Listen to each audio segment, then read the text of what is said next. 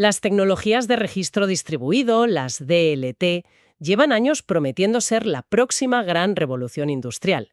Pero, a ver, seamos sinceras, la mayoría siguen chocando contra los mismos muros. Son lentas, a veces inseguras. La gobernanza es un caos. La gobernanza es un caos, su estabilidad deja mucho que desear. Y hoy nos preguntamos, ¿es posible construir una DLT que sea rápida, segura y justa, pero que esté controlada por las mayores corporaciones del mundo? ¿O esa es una contradicción? Es la pregunta del millón. Y para explorarla, hoy nos sumergimos en un caso de estudio que es fascinante. Hedera Hashgraph.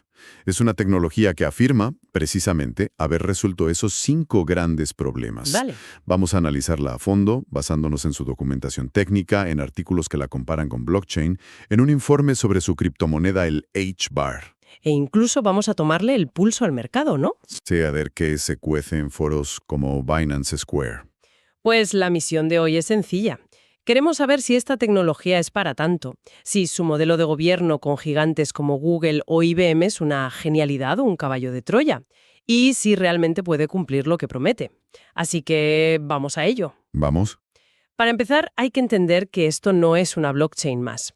Uno de los documentos de Hedera usa una analogía que me pareció, brillante. Ajá. Describe blockchain como un árbol que se poda constantemente. Se van creando ramas, pero solo una sobrevive como la cadena principal. ¿Y todo el trabajo de las otras? Se descarta. Exacto. Y proponen que Hashgraph es un enfoque totalmente distinto. Es como un árbol al que se le permite crecer. Salvaje. Salvaje. Sí. Todas las ramas, todas las transacciones se conservan y se entrelazan de forma eficiente en el tronco principal. O sea, no hay bloques huérfanos. No hay bloques huérfanos, no hay energía ni trabajo desperdiciado. La estructura que lo soporta no es una cadena. Es algo llamado gráfico acíclico dirigido. Vale. Y todo funciona gracias a 2 ideas que suenan, casi a novela de espías. Gossip about gossip y votación virtual. Vale, detengámonos ahí un segundo. Gossip about gossip. Chismorreo sobre el chismorreo. Traduce eso para nosotros. A ver, imagina una red de nodos, de ordenadores. En una red normal, un nodo le chismorrea una transacción a otro. ¿De acuerdo? Aquí, los nodos hacen algo más. No solo transmiten la transacción, sino que le añaden un pequeño paquete de información extra. ¿Qué información? Le dicen a quién se lo han contado antes y cuánto lo han hecho. Es como si al pasar un rumor también dijeras, oye, que sepas que esto se lo acabo de contar a María hace 30 segundos, y ella venía de hablar con Pedro. Entiendo.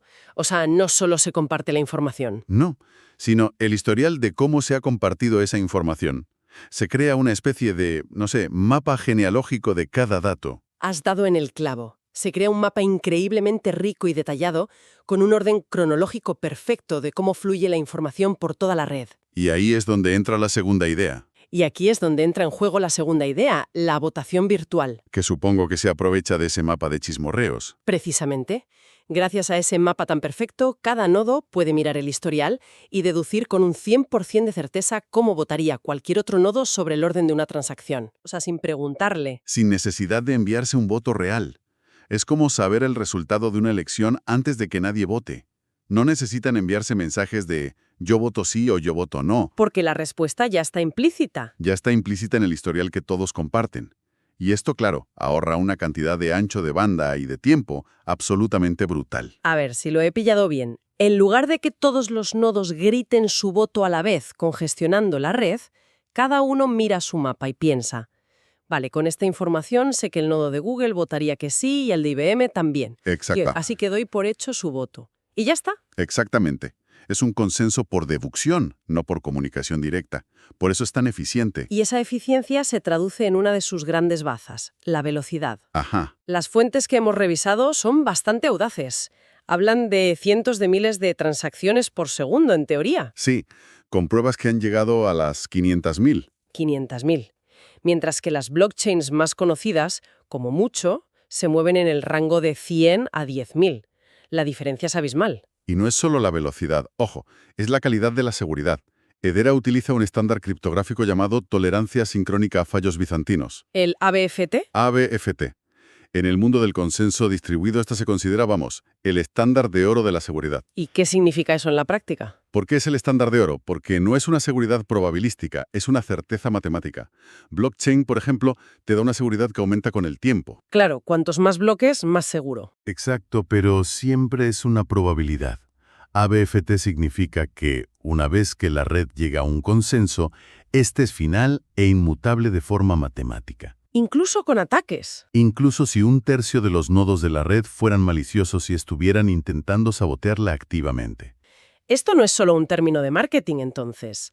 Para hacernos una idea, significa que para una aplicación de alto riesgo, como el registro de la propiedad de un país, ¿O un sistema de votación nacional? justo, la seguridad no es muy probable, es una certeza. Es la diferencia entre creo que mi voto se ha contado bien y sé matemáticamente que mi voto se ha contado bien. Es un cambio de paradigma. Totalmente. Y esa búsqueda de una justicia, digamos, matemática, se aplica también al orden de las transacciones. Claro, en muchas blockchains los mineros pueden elegir qué procesan primero. A menudo priorizando las que pagan comisiones más altas. Esto puede crear un mercado injusto. Hedera lo soluciona con marcas de tiempo de consenso. Que si no me equivoco, significa que el orden no lo decide una sola persona o un minero. Correcto. El orden se determina calculando la mediana del momento en que la mayoría de la red se enteró de la transacción. Es un sistema, por así decirlo, democrático para ordenar el tiempo. Más justo, entonces. Según sus defensores, es resistente a la censura y la manipulación. Y todo esto con un coste y un consumo energético que, según los papeles, es ridículo. Es que, al no tener que hacer prueba de trabajo, el proceso de minería que consume cantidades ingentes de electricidad es increíblemente eficiente. Y eso tiene dos consecuencias directas. Sí. Una, las comisiones por transacción son fijas y bajísimas, del orden de $0,0001. Es increíble. Pienso en la última vez que hice una transferencia internacional y la comisión fue de casi 20 euros. Pues con esto podrías haber hecho, no sé, 200.000 transferencias. Es para pensárselo. Exacto. Abre la puerta a los micropagos a gran escala.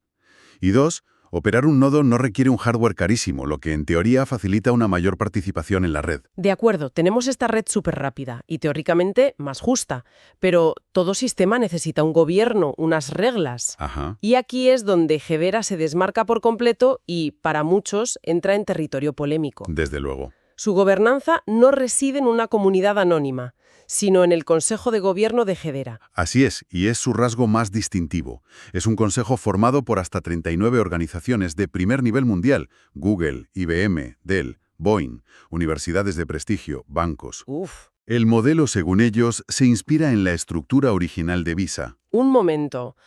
Un consejo con Google, IBM, Dell. Suena increíblemente centralizado. Ya. La promesa original de las DLT siempre fue la descentralización, quitarle el poder a las grandes corporaciones. ¿No es esto exactamente lo contrario? Me cuesta ver cómo encajan las dos ideas. Es la crítica principal y es totalmente válida.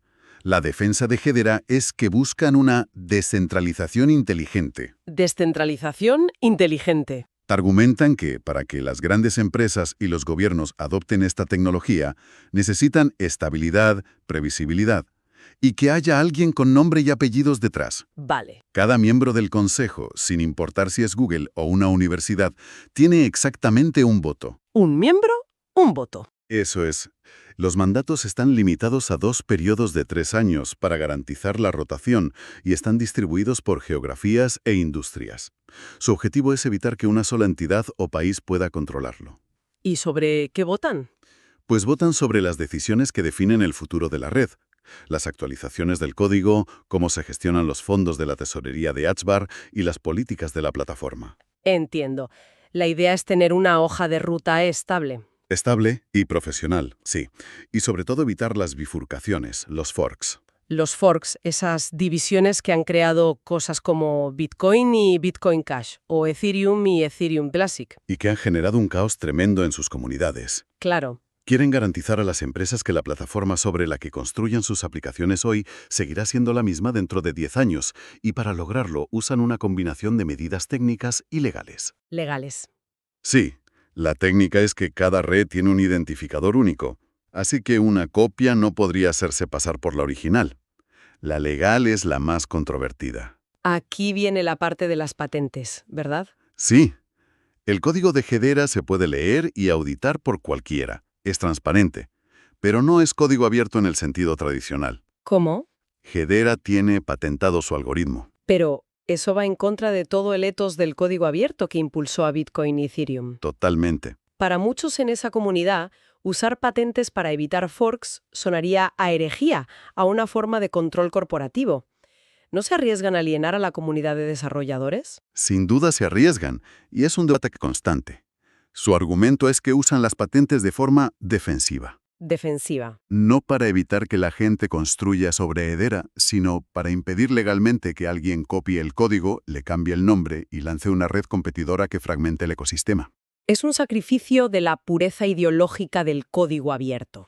En favor de la estabilidad empresarial. Vaya. O sea que, en la práctica, han patentado una forma de consenso. Es una idea tan contradictoria como fascinante. De acuerdo. Tenemos esta red súper rápida y una gobernanza que parece sacada de una sala de juntas. Pero todo sistema necesita una economía para funcionar. Una especie de sangre que corra por sus venas. Exacto. Y aquí es donde entra en juego su token, el H-bar, ¿verdad? Correcto. Y las fuentes lo describen con un doble papel muy claro. Es el combustible de la red y a la vez su escudo. Exploremos esa analogía. ¿Cómo funciona como combustible? Es sencillo. Cada operación en la red, ya sea enviar dinero, ejecutar un contrato inteligente o registrar datos, tiene una comisión minúscula que se paga en H-bars. Es el peaje que mantiene la maquinaria en funcionamiento. Vale, fácil. ¿Y como escudo? Aquí es donde entra en juego la seguridad, me imagino. Exacto. Hedera usa un modelo de seguridad de prueba de participación o Proof of Stake. Que a diferencia de Bitcoin, A diferencia de Bitcoin, donde la seguridad depende de la potencia de computación, aquí la seguridad depende del propio token. La influencia de un nodo en el consenso es directamente proporcional a la cantidad de H-bars que posee y apuesta a favor de la red, lo que se conoce como staking. el staking. Entonces, para atacar la red, un actor malicioso no necesita un ejército de ordenadores, necesita un montón de dinero. Una cantidad astronómica de dinero. Para poder alterar el consenso, necesitaría controlar 1/3 de todo el suministro de H-bars, ¿Qué está fijado? fijado para siempre en 50.000 millones de tokens. 1/3 de 50.000 millones. Más de 16.600 millones de H-bars. Básicamente, para hackear la red tendrías que convertirte primero en su mayor inversor. Parece una buena defensa, ¿eh? Es un desincentivo económico brutal. Desde luego. Y para hacerlo aún más difícil, la distribución de esos 50.000 millones de tokens está diseñada para ser extremadamente lenta y controlada. ¿Hay datos sobre eso? Sí, las proyecciones del propio proyecto indican que para finales de 2025, menos del 31% del total estará en circulación. Acumular 1/3 es en la práctica casi imposible y prohibitivamente caro. En la documentación también aparece el término proxy staking. ¿Qué aporta esto? Es un mecanismo para democratizar la seguridad. No todo el mundo que tiene H-bars quiere o puede montar un nodo. Claro, requiere conocimientos técnicos. Exacto. El proxy staking permite a cualquier poseedor de H-bars delegar el peso de sus tokens a un nodo que ya esté funcionando. Ah, muy interesante. De esta forma, contribuyen a la seguridad de la red sin gestionar la infraestructura y, a cambio, reciben una pequeña recompensa. Incentiva la participación, entonces. Incentiva la participación masiva y descentraliza aún más el poder de voto en el consenso. Muy bien. La tecnología sobre el papel suena robusta, casi diseñada en un laboratorio para el mundo empresarial. Sí, Pero la realidad es que la tecnología solo es útil si la gente la usa. Y aquí se enfrenta a un gigante. Blockchain lleva una década de ventaja. con un efecto red y una comunidad enormes. Es el mayor desafío de todos. Sin embargo, Sin embargo, si nos asomamos a lo que se publica en plataformas como Binance Square, que son un buen termómetro del pulso de la comunidad, vemos que el ecosistema de Hedera está lejos de estar parado. Está en plena ebullición. ¿qué tipo de cosas se están cociendo? Pues ciñéndonos a lo que informan estas fuentes y manteniéndonos imparciales, se ven movimientos muy interesantes. Por ejemplo, varias publicaciones mencionan que el gobierno de Kenia está desarrollando un proyecto de stablecoin nacional sobre la red Hedera. ¡Ostras! Se habla también del interés del Nasdaq en la tokenización de activos, que es un caso de uso perfecto para una red rápida y barata. Claro. Incluso su mención en documentos del Registro Federal de Estados Unidos sugiere que está ganando visibilidad a nivel regulatorio. Pero al lado de estas noticias sobre adopción, esas mismas plataformas son un hervidero de especulación. Por supuesto. Vemos titulares como «El gigante dormido a punto de despertar», junto a análisis técnicos llenos de gráficos sobre los mejores puntos para comprar o vender el token HBAR. Y esta es la dualidad con la que vive cualquier proyecto en este espacio. Por un lado tienes la tecnología de base, con casos de uso empresariales que avanzan lentamente, de forma sólida. ¿Y por otro? Por otro tienes la capa de especulación financiera sobre su token, que es volátil y se mueve por el sentimiento de mercado. Conviven el inversor a largo plazo, que cree en la tecnología, y el trader que busca un beneficio rápido. Y en medio de todo esto, una dinámica que me parece fascinante. Google es uno de los pilares del Consejo de Gobierno de Hedera, pero al mismo tiempo... Sí, las fuentes mencionan que Google está explorando su propio registro distribuido. ¿No es un conflicto de intereses? Es una dinámica compleja. Puede verse como competencia, pero también como una validación del sector. Que un gigante como Google no solo participa en gobernar una red, sino que también desarrolle la suya, indica que ven un futuro muy real en esta tecnología. Es un buen punto. Plantea preguntas muy interesantes sobre si en el futuro veremos un ecosistema de DLTs corporativas que colaboren y compitan entre sí, como lo hacen hoy en el sector del cloud. Bien, para ir concluyendo, si unimos todas las piezas, Hedera Hashgraph se nos presenta como una DLT de tercera generación, diseñada con un propósito muy claro. Sí. ¿Ser la infraestructura de confianza para la economía digital a gran escala? Exactamente. Su algoritmo de consenso, su seguridad de estándar de oro y su particular modelo de gobierno corporativo están todos orientados a ofrecer la estabilidad y previsibilidad que exigen las grandes empresas. Algo que las blockchains más caóticas a menudo no pueden garantizar. Justo. El token HBAR es el motor y el blindaje de todo este sistema. Sin embargo, las ventajas técnicas no lo son todo. Se enfrenta al monumental efecto red de blockchain y a la percepción, justa o no, de que es una red corporativa. En un mundo que nació con un ideal de descentralización radical. Exacto. Y su token, por mucho que sirva a la red, no escapa a la montaña rusa de la especulación cripto. Y eso nos devuelve a la pregunta que nos hacíamos al principio. Hedera fue diseñada para ser estable, predecible y gobernada por un consorcio de élite, precisamente para evitar la anarquía. Y esto nos deja con una reflexión final. Nos deja con una reflexión final para el oyente. A medida que estas tecnologías maduran, el futuro pertenece a las redes abiertas, sin permisos y a veces caóticas, como las que conocemos, o a estos nuevos ecosistemas más estructurados y de nivel empresarial. Y la pregunta más importante, en el camino hacia la adopción masiva, ¿qué estamos dispuestos a sacrificar?